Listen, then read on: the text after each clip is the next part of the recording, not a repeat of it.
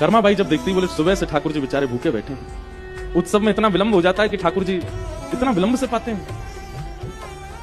तो कर्मा बाई अपनी कुटिया में जाकर के सुबह सुबह जैसे ही पता चलती कपाट खुल गए, उससे पहले ही उठ करके सुंदर सिद्ध करती खिचड़ी और ठाकुर जी का दूर से ही नील चक्र को दिखा करके आवाहन करती, बोले महाप्रभु जी बन गई, आ जाओ।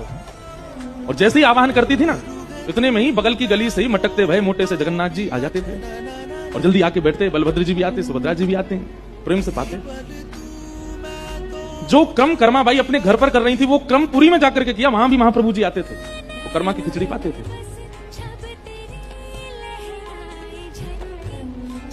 एक बार किसी महात्मा को, मतलब पूरे जगन्नाथपुरी में ही प्रसिद्ध हो गई थी कर्मा बाई कि भाई इनके यहां महाप्रभु जी आते हैं, क्योंकि लोग बाग जब जाते थे तो उनको कुछ ना कुछ संकेत दिखता था। महाप्रभु जी का कभी वस्त्र दिखता था कर्मा बाई के पास, महाप्रभु जी के अंग की सुगंधी आती थी कर्मा बाई के कक्ष से, भवन से।